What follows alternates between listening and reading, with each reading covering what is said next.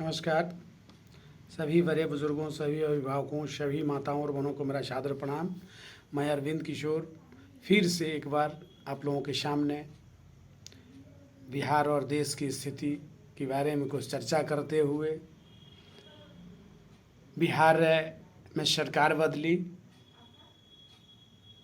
या नहीं, सरकार नहीं बदलने के पहले भी स्थिति बद से बदतर थी। आज उससे भी बद से बदतर स्थिति हो गई है। हर रोज़ हत्या, बलात्कार, लूट खसोट हो रहा है। कमीशनखोरी, भ्रष्टाचार चरम पर है, लेकिन कोई भी कुछ भी बोलने को तैयार नहीं है।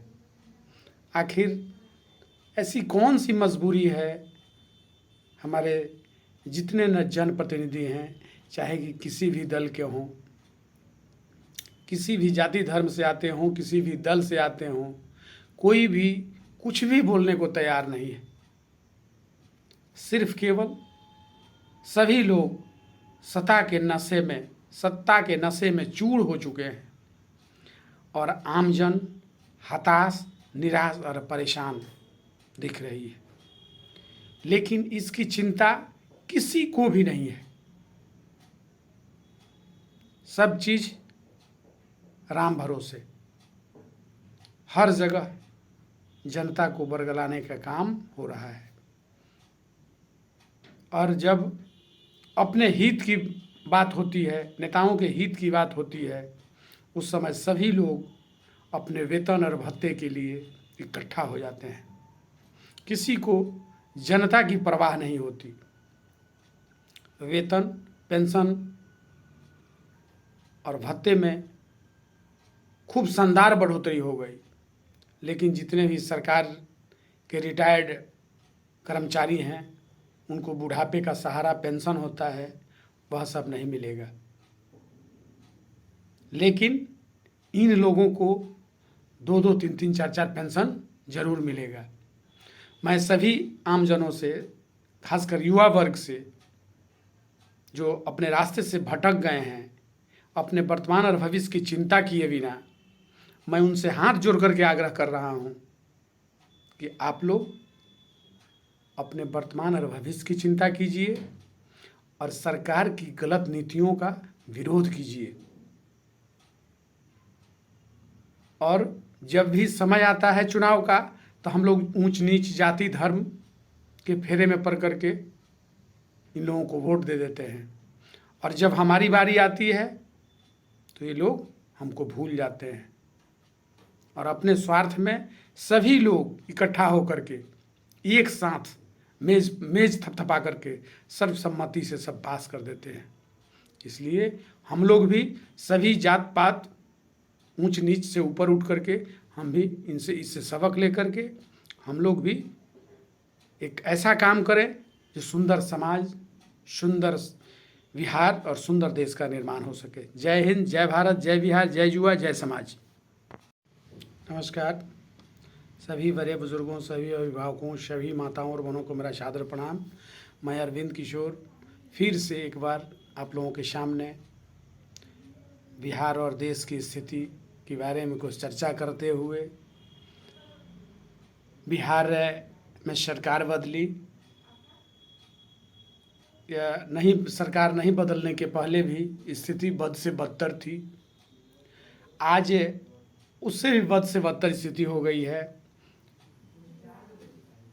हर रोज़ हत्या, बलात्कार, लूट खसोट हो रहा है।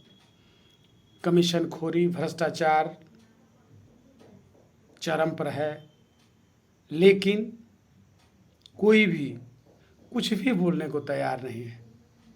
आखिर ऐसी कौन सी मजबूरी है हमारे जितने न जनप्रतिनिधि हैं, चाहे कि किसी भी दल के हों, किसी भी जाति धर्म से आते हों, किसी भी दल से आते हों, कोई भी कुछ भी बोलने को तैयार नहीं है। सिर्फ केवल सभी लोग सत्ता के नशे में चूर हो चुके हैं और आमजन हताश, निराश और परेशान दिख रही है। लेकिन इसकी चिंता किसी को भी नहीं है। सब चीज़ राम भरोसे। हर जगह जनता को बरगलाने का काम हो रहा है। और जब अपने हित की बात होती है, नेताओं के हित की बात होती है, उस समय सभी लोग अपने वेतन और भत्ते के लिए इकट्ठा हो जाते हैं। किसी को जनता की परवाह नहीं होती।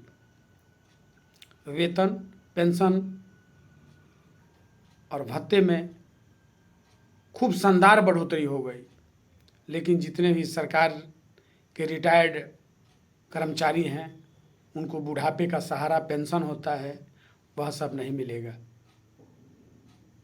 लेकिन इन लोगों को 2-2, 3-3, 4-4 पेंशन जरूर मिलेगा। मैं सभी आमजनों से, खासकर युवा वर्ग से, जो अपने रास्ते से भटक गए हैं, अपने वर्तमान और भविष्य की चिंता किए बिना, मैं उनसे हाथ जोड़ करके आग्रह कर रहा हूं कि आप लोग अपने वर्तमान और भविष्य की चिंता कीजिए और सरकार की गलत नीतियों का विरोध कीजिए।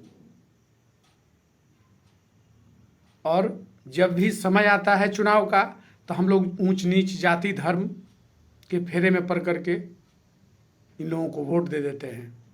और जब हमारी बारी आती है तो ये लोग हमको भूल जाते हैं और अपने स्वार्थ में सभी लोग इकट्ठा होकर के एक साथ मेज थपथपा करके सर्वसम्मति से सब पास कर देते हैं।